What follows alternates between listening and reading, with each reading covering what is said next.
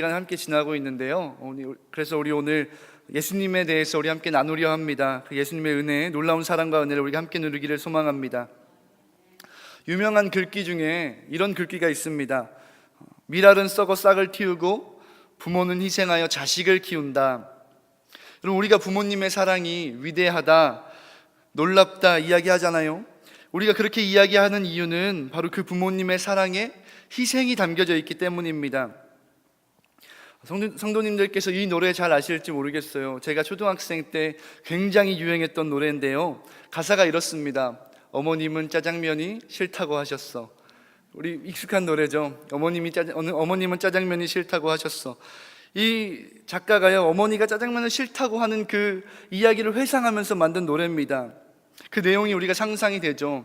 어머니하고 아들하고 짜장면을 먹는데 어머니가 아들 조금 더 먹이려고 어머니가 드시지 않습니다. 그러니까 아들이 대번 물어보는 거죠. 엄마, 왜 짜장면을 드시지 않으세요? 그러니까 어머니가 대답하는 거죠. 엄마는 짜장면이 싫어. 그 이야기를 회상하면서 그게 거짓말이었구나 회상하면서 어머님은 짜장면이 싫다고 하셨어, 이런 가사를 쓴 것 아니겠습니까? 그 모습 안에 우리 어머니에 담겨져 있는 희생의 모습을 우리가 바라보게 됩니다. 여러분, 이 희생의 모습이 동일하게 우리 예수님에게 너무나도 잘 나타난다는 것을 우리가 오늘 말씀을 통하여서 보게 됩니다. 예수님께서 이 땅에 오셔서 사역을 시작하기 바로 이전에 하신 것이 있죠. 바로 오늘 본문에 나오는 예수님께서 마귀에게 시험을 받으신 일입니다. 우리가 그 본문을 오늘 함께 읽은 것이죠. 우리가 이 예수님의 시험을 다루기에 앞서서 주목할 만한 점이 있다면요, 예수님께서 이 시험에 앞서 40일 동안 금식을 하셨다는 사실입니다. 40일 동안 아무것도 먹지 않으시고 이 시험을 준비하시는 것이죠. 이것이 절대 쉬운 일은 아니었겠죠. 우리가 보통 한 끼만 못 먹어도, 두 끼만 못 먹어도 쩔쩔매잖아요. 그런데 예수님은 40일 동안 금식하심으로 이 시험을 준비하십니다. 이 사실이 우리 가운데 중요한 두 가지 사실을 알려줍니다. 첫 번째는 예수님께서 절대로 이 마귀의 시험을 가볍게 여기지 않으셨다는 거예요. 우리가 신앙생활을 하면서 자주 하는 실수 중에 하나가 시험을 가볍게 여기는 거잖아요. 우리가 만약 은혜에 충만하면, 우리가 하나님의 은혜가 우리 안에 가득하면 세상에 나아가서 다 이길 수 있을 것 같습니다. 다 잘할 수 있을 것 같습니다. 하지만 실상은 그렇지 않죠. 세상에 나아가서 무너지기 일쑤이고 넘어지기 일쑤입니다. 예수님께서 하나님의 아들이셨음에도 불구하고 하나님께서 분명히 철저하게 이 시험을 준비하시는 거예요. 어떻게 해요? 40일 동안 금식하심으로. 예수님께서 마귀의 시험을 절대 가볍게 여기지 않으셨다는 것을 우리가 볼 수 있습니다. 두 번째는 우리가 예수님의 간절함을 볼 수가 있습니다. 보통 우리가 금식 기도를 언제 하나요? 어떤 사람들은 다이어트 한다고 금식 기도하지만 절대로 잘못된 것이죠. 금식 기도는 우리 안에 무언가 간절함이 있을 때 금식 기도를 합니다. 그냥 간절한 것이 아니라 너무 간절한 것이 있을 때, 하나님이 꼭 들어주셨으면 하는 소망이 있을 때 우리가 금식하러 나가잖아요. 금식의 자리로 나아가잖아요. 예수님께서 무려 40일간을 금식하십니다. 이 40일의 금식의 의미는 무엇일까요? 예수님께서 그만큼 간절한 마음을 가지고, 정말 간절한 소망을 가지고 이 시험에 임하셨다는 것을 우리가 볼 수 있습니다. 예수님에게 무슨 일이 있어도 이 시험을 이겨내야만 한다는, 이 시험을 극복해야 한다는 그 간절한 소망이, 간절한 마음이 그 예수님 안에 있다는 것을 우리가 보게 됩니다. 이 두 마음 가지고 예수님께서 사단에게 시험을 받으러 나가시는 거예요. 그래서 이 본문을 보면 첫 번째로 마귀가 예수님을 어떻게 시험합니까? 이 3절에 나와 있죠. 시험하는 자가 예수께 나와서 이르되 내가 만일 하나님의 아들이거든 명하여 이 돌들로 떡덩이가 되게 하라. 시험하는 자가 예수님의 육적인 연약함을 비집고 들어오기 시작합니다. 그리고 예수님을 유혹하기 시작합니다. 네가 정말 하나님의 아들이면 이 돌들을 떡으로 바꾸어서 먹어보아라. 이것이 시험의 내용이었겠죠. 예수님이 얼마나 배가 고프셨겠습니까? 40일간을 굶주린 그 상태에서 그 연약함을 비집고 사단이 공격합니다. 성경을 보니까 예수님께서 그 유혹을 이겨내시죠. 그리고 예수님이 말씀하시죠. 4절입니다. 사람이 떡으로만 살 것이 아니요 하나님의 입으로부터 나오는 모든 말씀으로 살 것이라, 이렇게 말씀하십니다. 이번에는 마귀가 예수님을요 높은 성전 꼭대기로 데리고 갑니다. 그리고 이렇게 이야기합니다. 내가 정말 하나님의 아들이거든. 한번 뛰어내려 봐라. 그러면 천사들이 하늘에서부터 나타나가지고 네가 땅에 떨어지기 전에 이전에 붙들지 않겠느냐, 이렇게 이야기를 하죠. 그런 사단의 시험에 대해서 예수님이 뭐라고 이야기하십니까? 주 너희 하나님을 시험하지 말라 하고 뛰어내리기를 거절하십니다. 세 번째로 사단이 예수님을 지극히 높은 곳으로 데리고 갑니다. 그리고 예수님에게 한 가지 제안합니다. 9절 말씀이죠. 이르되 만일 내게 엎드려 경배하면 이 모든 것을 내게 주리라, 이렇게 말합니다. 절하기만 하면 돈도 명예도 권력도 그 어떤 것도 다 주겠다, 이렇게 예수님을 유혹하죠. 그런데 예수님께서 떨쳐버리십니다. 그 세 번째 시험마저도 이겨내십니다. 성경은 이렇게 예수님께서 세 가지 시험을 이겼다라고 이렇게 이야기하고 있습니다. 근데 제가 이 말씀을 어렸을 때부터 쭉 대하면서 너무나 많이 이 말씀들을 대하잖아요. 대하면서 한 가지 의문이 제게 들더라고요. 어떤 의문이 들기 시작하냐면 이것이 정말 승리인가? 라는 의문이 들기 시작합니다. 그런 고민이 들기 시작합니다. 여러분, 이것이 예수님이 하셨던 그 모든 것들이 승리라기엔 뭔가 이상하지 않습니까? 뭔가 통쾌한 맛이 없는 거예요. 승리라는 것이 이기고 나면 기쁘고 통쾌하고 그런 것이 승리잖아요. 근데 이 말씀 끝에는 그 통쾌함이 없는 거예요. 우리가 보통 생각하는 승리라는 것이 어떤 것입니까? 만약에 사단이 예수님을 데려다가 이 돌로 떡을 만들어서 먹어보아라, 이렇게 얘기하셨을 때 예수님이 정말로 이 돌을 가져다가 떡으로 짠! 변시키시면서 마귀야 봤냐? 나 이런 사람이야, 이것이 우리가 보통 생각하는 승리잖아요. 예수님께서 예수님을 높은 곳으로 올라가서 어디 떨어져 봐라, 떨어지면 천사들이 너 잡으러 올 거 아니야, 이렇게 이야기하셨을 때 예수님이 정말 멋있게 탁 뛰어내리셔서, 그때 뛰어내리셨을 때 천사들이 정말 하늘에서 내려와서 그 예수님을 붙들고 예수님이 마귀에게 한마디 하시는 거죠. 봤냐? 이렇게 이야기하시는 것, 이것이 우리가 생각하는 통쾌한 그런 승리잖아요.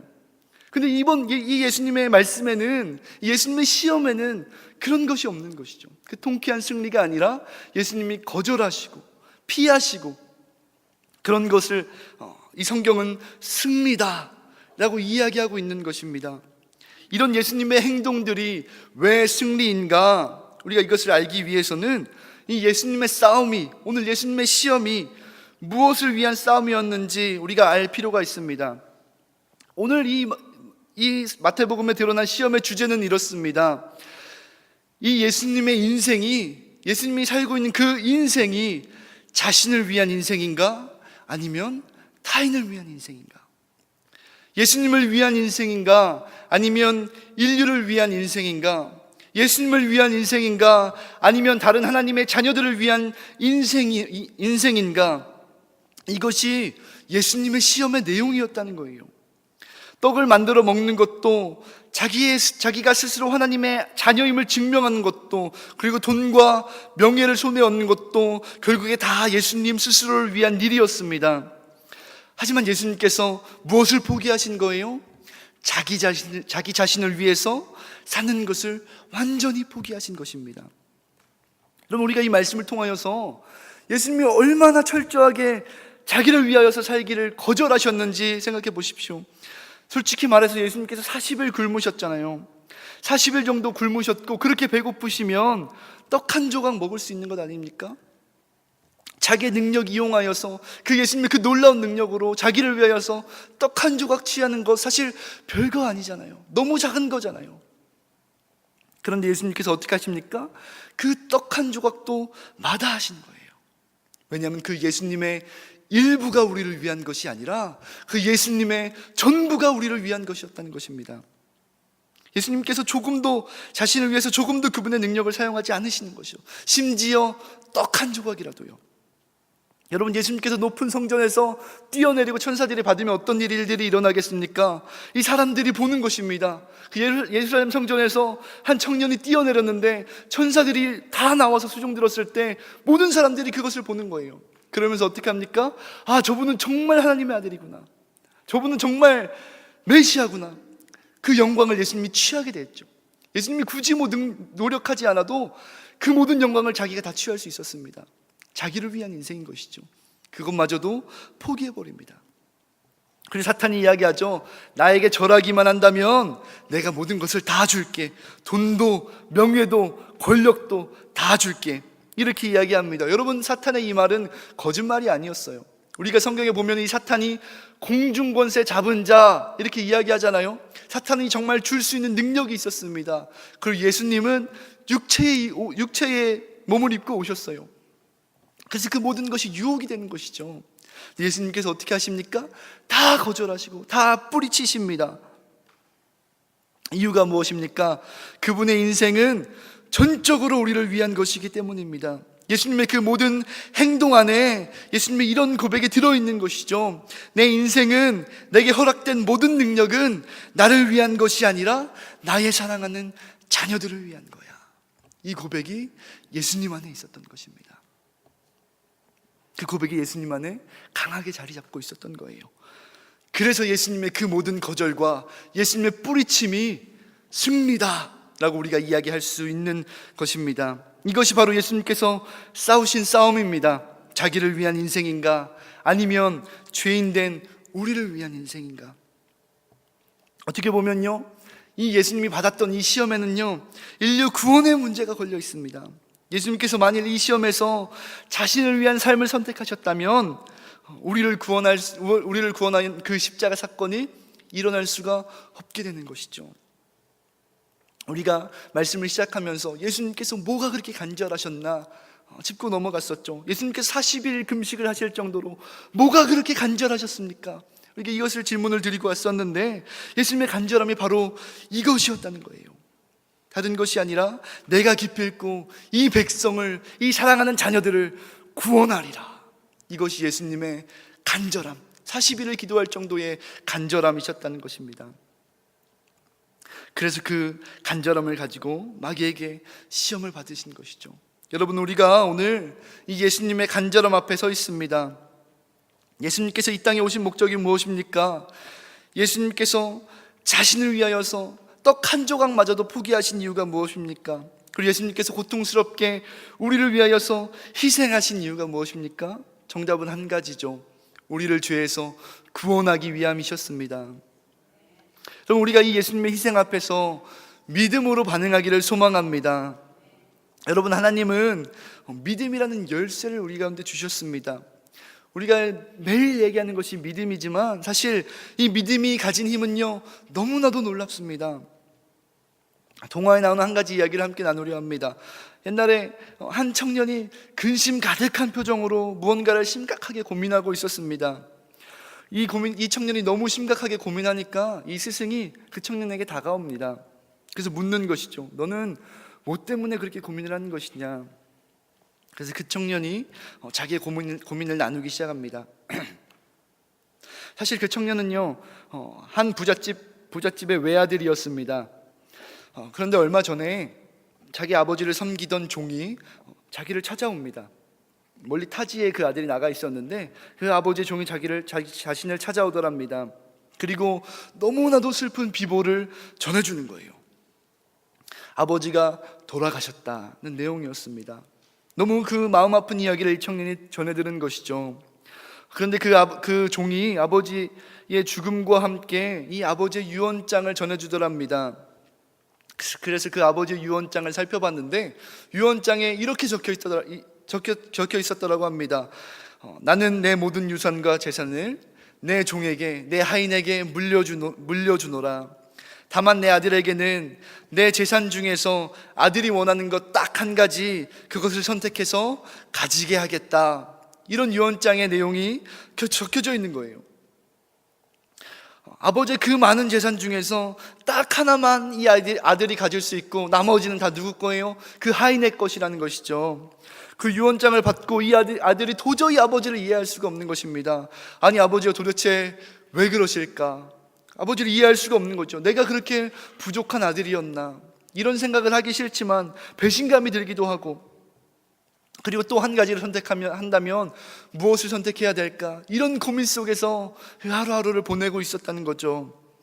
그래서 그 이야기를 들은 스승이 얼굴에 미소를 띄우며 그 제자에게 아버지의 지혜로움을 칭찬합니다. 그 제자가 생각했겠죠. 선생님이 왜 이러시나, 어디 아프신가, 이렇게 생각했겠죠. 그러면서 이 선생님이 정답을 이야기합니다. 우리가 정답을 다 잘 알고 있죠. 정답이 무엇이었습니까? 그 아들의 아버지의 재산 중, 그 아들이 아버지의 재산 중에서 다른 것이 아닌 그 하인을 선택하는 것이죠. 하인은, 종은 재산을 가질 권리가 없기 때문에 그 아들이 그 종을 선택하게 되면 그 종이 가지고 있는 그 모든 재산이 자기에게 오는 것이죠. 정답은 그 종을 선택하는 것이었습니다. 이 아버지가 자신의 죽음이 가까이 왔을 때에 이 아들에게 재산을 물려주고 싶은데 이 집안에 믿을 사람이 없는 거예요. 그래서 이 아들에게 재산을 다 주겠다고 하면 이 하인이 자기 재산을 가지고 도망가 버릴 것 같아 두려웠던 것이죠. 그래서 생각해낸 방법이 이 방법이었습니다. 하인에게 주고 딱 한 가지 아들에게 주겠다 하면 하인이 기뻐서 아들에게 이 편지를 가지고 가겠다 생각한 것이죠. 여러분, 이 아들이 다른 것이 아니라 이 종을 소유하기로, 이 하인을 소유하기로 선택하기만 한다면 그 아버지의 집도, 그 아버지의 땅도, 그 아버지의 모든 재산이 자기의 것이 되는 것입니다. 아버지 그 모든 것을 얻는 방법은 딱 한 가지였어요. 그 하인을 선택하는 것이죠. 여러분, 우리의 신앙생활 가운데 믿음이 이와 같습니다. 하나님께서는요, 그 놀라운 하나님의 사랑과 그 구원과 아버지의 자녀됨에 대해서 딱 한 가지 조건을 이야기하십니다. 단 한 가지 조건, 그것이 무엇입니까? 바로 믿음이죠. 우리가 믿음으로 반응할 때에 이 세상을 창조하신 하나님께서 나의 하나님이 되십니다. 우리가 믿음으로 반응할 때에 그 놀라우신 분이 내 아버지가 되십니다. 우리가 믿음으로 반응할 때에 예수님의 그 고귀한 희생이 나를 위한 희생이 되고 예수님께서 자기 목숨을 다해 이루신 그 구원이 나의 구원이 되는 것이죠. 이 모든 것이 어디서 출발합니까? 믿음에서 출발하는 거예요. 우리가 그 믿음으로 고백할 때에 하나님께서 예비하신 모든 선물과 모든 구원과 모든 은혜와 모든 자녀됨의 역사가 우리 안에 일어난다는 것입니다. 믿음이 가진 능력이고 믿음이 가진 은혜입니다. 오늘 우리가 그 예수님의 시험을 보면서 예수님께서 그 희생이 헛되지 않게 하는 방법이 무엇입니까? 바로 믿음으로 반응하는 것이죠. 마음이 아프고 슬플 때가 많이 있습니다. 예수님께서 죽으셨잖아요. 우리를 살리기 위하여서 죽으셨는데 어떤 사람들은요, 그 죽음 앞에 믿음으로 반응하지 않습니다. 그럼 예수님의 죽음이 어떤 죽음이 됩니까? 예수님의 죽음이 힘을 잃어가는 것이죠. 예수님께서 그 사람을 살리기 위하여서 죽으셨는데 그 사람은 그 믿음으로 반응하지 않습니다. 그럼 그 사람 앞에 그 예수님의 죽음이 힘을 잃어갑니다. 헛된 죽음이 되어갑니다. 그런데 우리가 믿음으로 반응할 그때에 그 예수님의 죽음이 참된 죽음이 되는 것이죠. 정말 진정한 죽음이 되는 것이죠. 여러분, 우리에게는 이런 사명이 있습니다. 먼저 첫째로는 우리가 믿음으로 그 예수님의 사명 앞에 반응해야 되고, 두 번째로는 우리의 이웃이 그 믿음 앞에, 그 예수님의 죽음 앞에 믿음으로 반응할 수 있도록 도와주는 것. 그래서 예수님의 죽음이 정말 우리의 인류 앞에서, 우리의 이웃 안에서 참된 죽음, 의미 있는 죽음, 기적적인 죽음이 되는 것, 그것이 우리의 소명이라는 것입니다. 우리 성도님들이 그 예수님의 죽음 앞에 믿음으로 반응하는 우리 성도님들 되시기를 소망합니다. 우리가 오늘 이 말씀을 나누면서 한 가지 더 도전하기를 소망합니다. 우리가 예수님의 인생을 바라봤을 때 예수님의 인생이 전혀 자기 자신을 위한 인생이 아니라 타인을 위한 인생이었다는 사실에 우리가 주목하기를 원합니다. 예수님은 자신을 위해서가 아니라 정말 100% 타인을 위한 인생을 사신 것이죠. 왜냐하면 떡 한 조각도 취하지 아니하셨잖아요. 사실 우리가 예수님처럼 살기는 너무 어렵죠. 우리 인생 전부를 남을 위해서 사는 것은 불가능하다는 생각이 듭니다. 하지만 적어도 우리가 예수님의 제자로서, 예수님의 자녀로서, 그리고 예수님을 쫓는 사람으로서 예수님이 가셨던 그 길을 우리가 함께 걸어가기를 소망합니다. 예수님께서 그의 제자들에게 희생을 가르치셨잖아요. 희생을 가르치셨고 예수님의 제자들은 그들의 제자들에게, 그 제자들을 위하여서 희생하셨습니다. 그렇게 희생이 거듭되고 거듭돼서 지금 우리에게까지 온 것 아니겠습니까? 우리도 우리의 선조들을 봤을 때, 우리의 스승들을 봤을 때 우리를 위해서 희생하셨던 그분들이 계시잖아요.